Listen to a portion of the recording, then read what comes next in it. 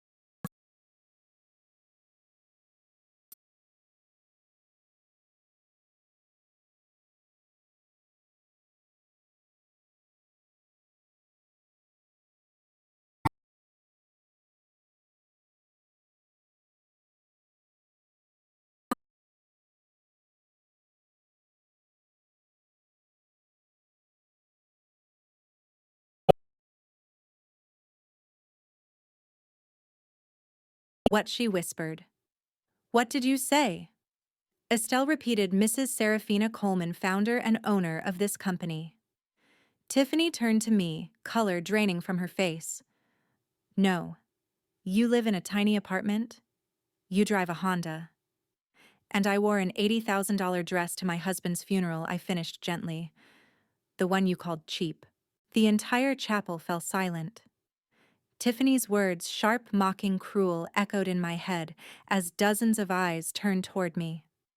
My husband's funeral was supposed to be the day I said goodbye to the man who had shared 40 years of my life, not a stage for my daughter-in-law's performance. She called me a pauper, sneered at my simple black dress, and told my son Marcus to give me money so I could buy something decent. What she didn't know was that my so-called cheap outfit cost $80,000 and the shoes she mocked were custom-made for $12,000. But in that moment, I stayed quiet. Let her humiliate me. Let everyone see the show. Because when pride meets cruelty, silence becomes the sharpest weapon. As Tiffany basked in the attention, my son tried to hush her, his voice trembling between shame and fear, but she wouldn't stop. Her friends nodded eagerly, whispering like vultures circling a carcass.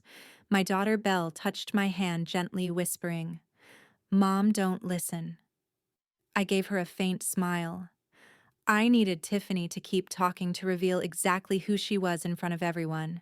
My late husband Elias had warned me about people like her Serafina. He used to say, some confuse kindness for weakness. When that happens, show them who you are. After the funeral, I drove home in my old Honda Civic, a car I kept for the sake of appearances. The world saw a poor, grieving widow.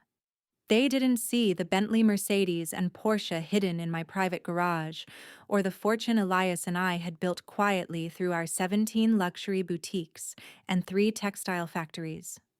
I poured myself a glass of vintage Bordeaux and opened the hidden study behind my bookshelf, a sanctuary no one knew existed. On the desk lay Tiffany's employee file from one of my downtown boutiques, where she worked as a sales associate earning barely $3,000 a month. 3 warnings for tardiness, 2 client complaints, and a supervisor's note about her unwarranted air of superiority. Perfect ammunition. The next morning, I called my trusted HR director, Janice. I need you to review the performance of a certain employee, I said calmly. Tiffany Albright. Janice understood immediately. By noon, she confirmed my suspicions: unprofessional conduct, customer mistreatment, and misuse of company time. But I wasn't ready to fire her yet. No, I wanted her downfall to be poetic and education in humility. Days later, Marcus called offering to send me money because, as Tiffany said, you look like you're struggling. I bit back a bitter laugh. Don't worry, son, I told him. I'll manage. He mentioned Tiffany might soon be promoted to junior manager, which was news to me. Curious, I had Estelle, my personal assistant, confirm it. There was no such promotion, just another of Tiffany's lies. By Friday morning, I had made my decision. I dressed in a black Chanel suit, real pearls and heels that cost more than Tiffany's annual salary. At 10 a.m., I walked into my downtown boutique, the same one where she worked. From across the floor, I saw her leaning on the counter, chatting loudly on her phone while ignoring a waiting customer. My mother-in-law showed up to the funeral looking like a charity case. She said, laughing. Honestly, I was so embarrassed. I felt no rage, only the calm before a storm. I approached her quietly. Excuse me, I said. She turned, her smirk faltering when she recognized me. Oh, mother-in-law, what are you doing here? Shopping, I replied, pretending to sound nervous. Marcus gave me some money and said you'd help me choose something appropriate. Her eyes sparkled with mock pity. Of course, but with your budget, we'll have to keep things modest. She led me to the sale rack. Here, these scarves are on discount. $200 each, but they'll add class to your look.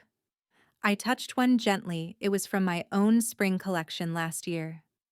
The irony made me want to laugh. She kept bragging about her upcoming promotion, completely unaware of the storm approaching. Then Diane, the store supervisor, appeared.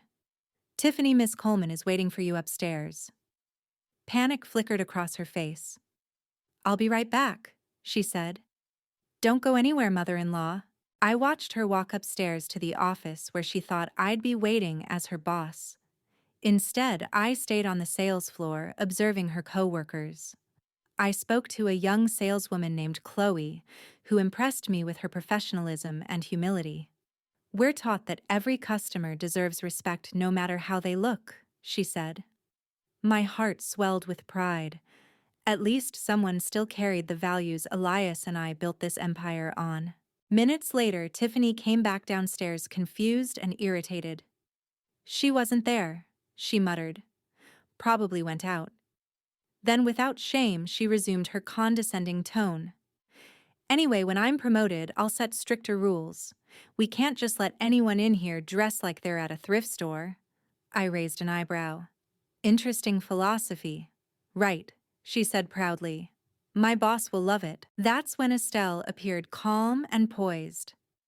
"Ma'am," she said, addressing me with the respect Tiffany failed to notice, "they're ready for you in the office." Tiffany frowned. "Wait, why are you calling my mother-in-law ma'am?" Estelle met her gaze evenly. "Because your mother-in-law is Miss Coleman, the owner of this entire company." The color drained from Tiffany's face. She stared at me, trembling, her words catching in her throat. You're my boss." "That's right," I said softly. "And now we're going to have a little talk."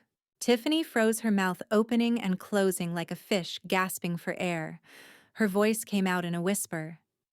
"No, it can't be.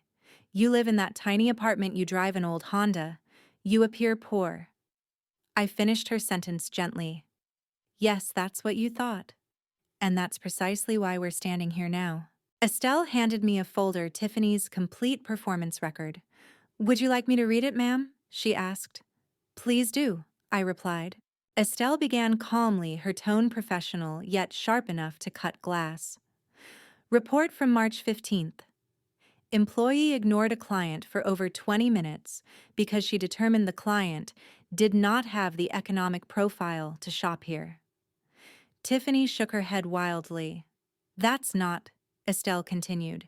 "April 22nd. A 60-year-old client was treated with contempt and directed to clearance items without being asked her preferences." Tiffany's breathing grew shallow. "I was just trying to help. May 8th.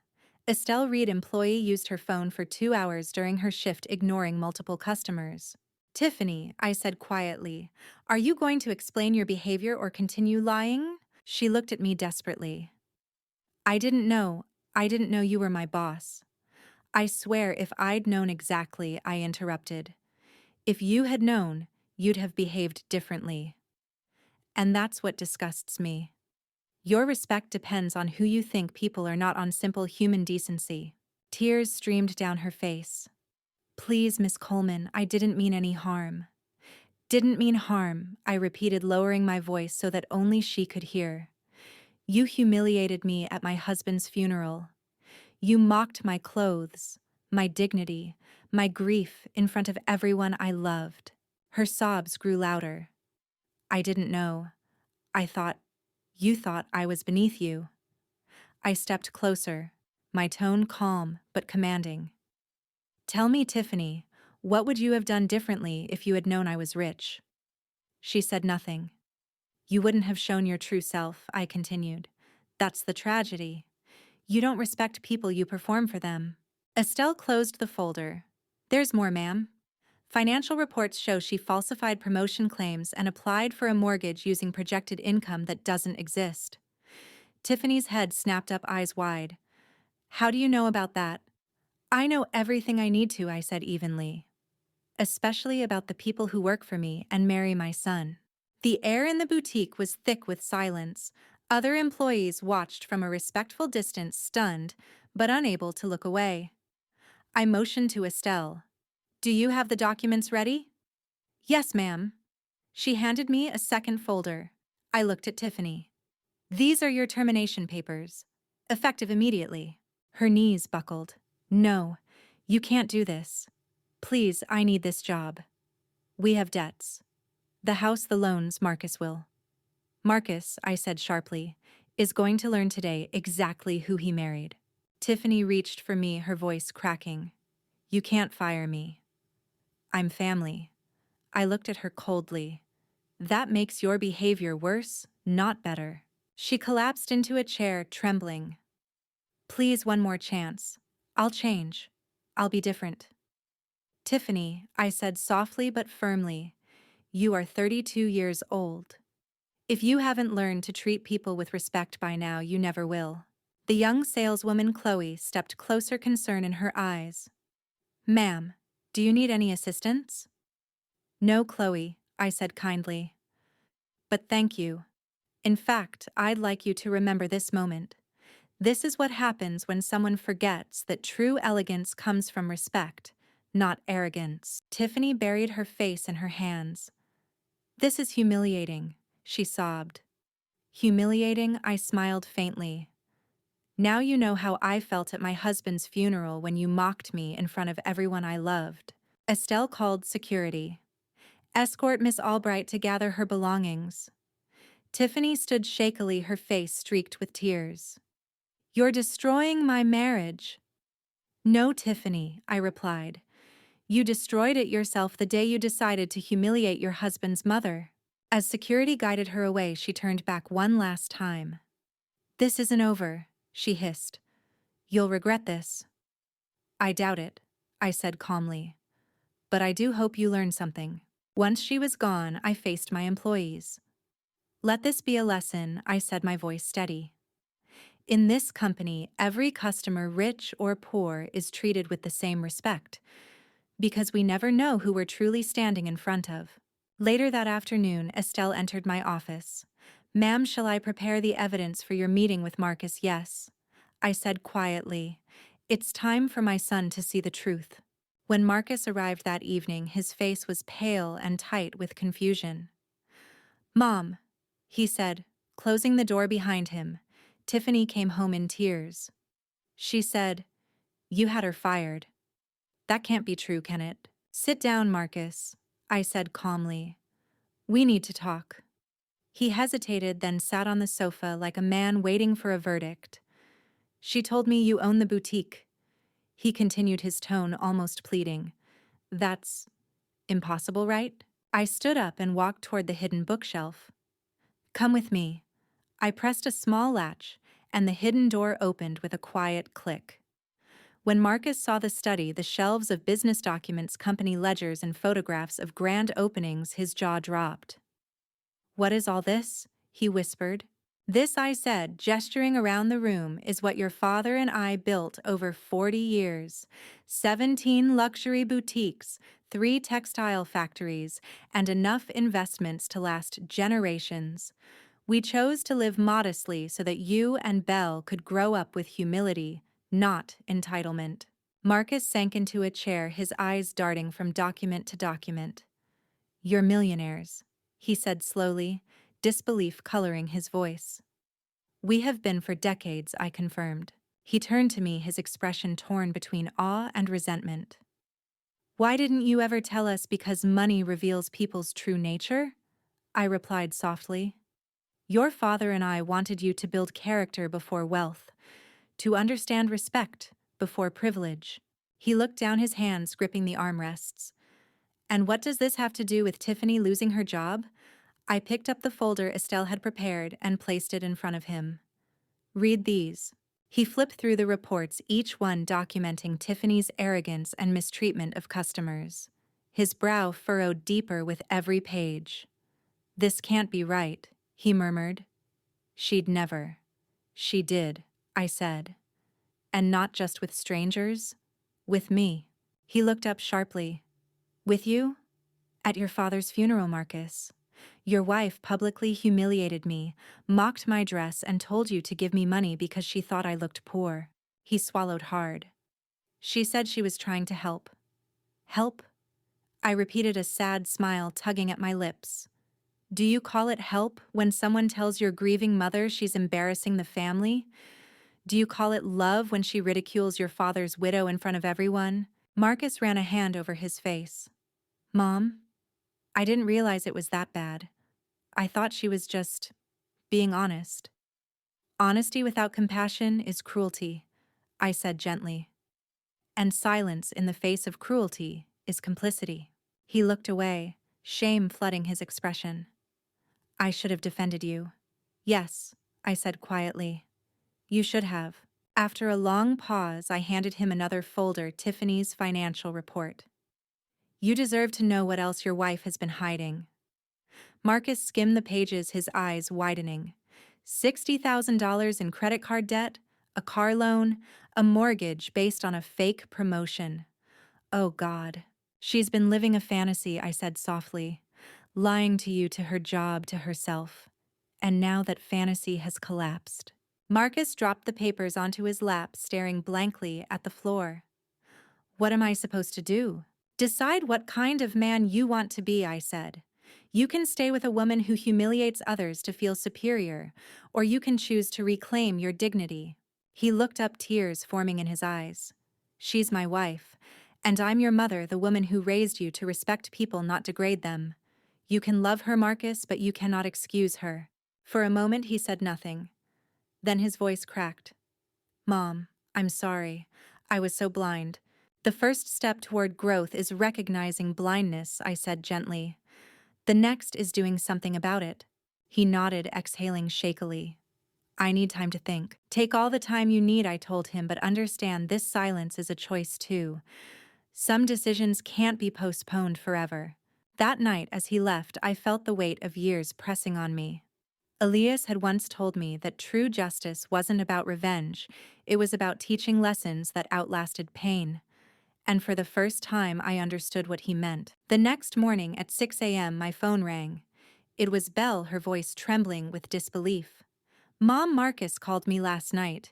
He said you're rich. That Tiffany got fired. What's happening?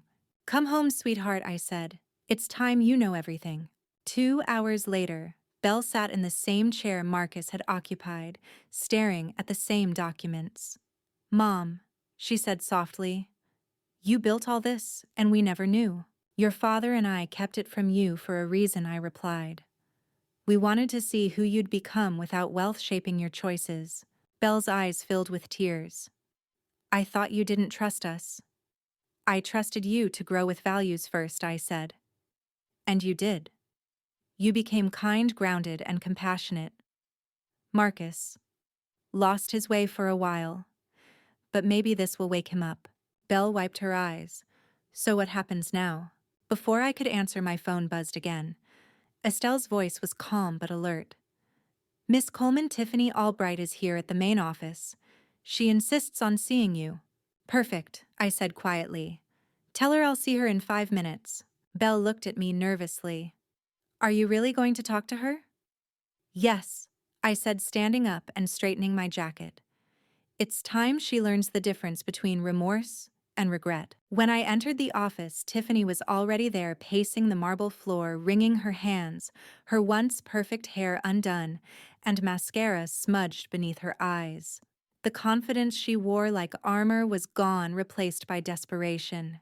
The moment she saw me, she dropped her purse and rushed forward. Please, Miss Coleman, Mrs. Coleman, whatever you want me to call you, please don't ruin my life. I'm begging you. I said nothing at first. I simply walked past her, set my gloves on the desk, and took my seat. Sit down, Tiffany. She obeyed instantly. Her voice trembled. I know I've made mistakes. I was cruel to you that day. I was angry, stressed. I held up a hand. Stop. My tone was quiet, but she froze. You weren't angry. You were arrogant. There's a difference. Tears welled in her eyes. You're right. I was awful. I don't even know why I said those things. You just wanted to feel powerful, I interrupted again. You thought belittling others made you look superior. You've been living your entire life in a costume, Tiffany, pretending to be rich, pretending to be confident. But real power doesn't need to shout. She swallowed hard, her lower lip trembling. Please just give me my job back. I'll work harder. I'll do anything. I studied her for a long moment. Anything. She nodded eagerly. Yes, anything. Good, I said softly. Then you'll start by facing the truth. You humiliated me, your husband's mother, at his father's funeral. You treated customers with contempt because you judged them by their clothes. And you lied to Marcus about your finances. Tell me, Tiffany, what do you think you actually deserve right now? Her eyes darted around the room, searching for mercy that wasn't there. I deserve a chance to make things right, she whispered. I leaned back in my chair. A chance, I repeated thoughtfully. That's something my husband and I gave many people over the years. Second chances, third chances. But do you know the difference between those who changed and those who didn't? She shook her head slowly. The ones who changed didn't ask for forgiveness, they earned it. Tiffany looked down ashamed. How do I earn it? I stood and crossed to the window looking out over the city skyline. By starting over. Without lies. Without pride. Without this illusion you've built. You'll pay off your debts the honest way. You'll rebuild your reputation from the ground up. And you'll do it without the Sterling name, or this company's protection. Her breath hitched. So you won't give me my job back? No, I said simply. You'll find work where you're not surrounded by luxury somewhere. You'll learn what humility actually feels like. Perhaps then you'll understand the value of the people you once looked down on. Her shoulders sagged. Marcus will leave me, she whispered. I turned to face her. If he does, that's his choice. If he doesn't, then perhaps he sees something redeemable in you that I can't. Tiffany covered her face and began to cry, real broken sobs, not the kind used to manipulate. For the first time, I saw the frightened girl beneath the polished exterior. I don't know who I am anymore, she said between tears. That, I said softly, is the first honest thing you've said all day. After a long silence, she stood shakily. Thank you. For not destroying me completely. I'm not interested in destruction, I said. I'm interested in lessons. When she left, Estelle entered quietly. That was merciful, ma'am. Mercy, I said, isn't weakness, Estelle. It's control. That evening, Marcus came to see me again. He looked older, somehow, wiser, wearier. I spoke to Tiffany, he said. She told me everything. And I asked. She's moving out for now, he said quietly. She needs to figure herself out. I'm not sure what happens next. Good, I replied. Whatever decision you make sure it's one you can live with, not one that looks good from the outside. He nodded slowly. Mom, you were right. I didn't defend you when I should have. I let her humiliate you. I walked over and placed a hand on his shoulder. You were raised to be kind, Marcus. You thought silence was peace. But sometimes silence protects cruelty. He looked at me, eyes glistening. Can you ever forgive me? I smiled faintly. Forgiveness is already done. Understanding is what matters now. In the weeks that followed, things changed quietly but profoundly. Tiffany took a job at a small community store, her pride stripped away, but her effort sincere. She began sending me brief letters, handwritten and humble. I never realized how hard people work for so little, one said. Thank you for teaching me what real strength looks like. Marcus visited often, helping at the boutique, slowly repairing his own image as well. Belle joked that I'd become the family CEO of Karma. Perhaps she was right. Months later, I stood at the grand reopening of our flagship store, red ribbon across the entrance cameras, flashing a portrait of Elias smiling from the center display. He'd be proud, Belle whispered. I hope so, I said softly. He always said wealth means nothing if it doesn't teach you who you are. I looked out at the crowd, employees, clients, family, and smiled. Elias, I whispered under my breath, they finally learned. Then raising my glass, I said aloud, to humility, to kindness, and to the strength it takes to forgive. The applause that followed was soft, but genuine, like peace itself returning home. If you've listened this far, thank you. Tell me, what would you have done in my place? Would you choose revenge or redemption? Please like, share, and subscribe for more stories like this. I'd love to hear your thoughts in the comments.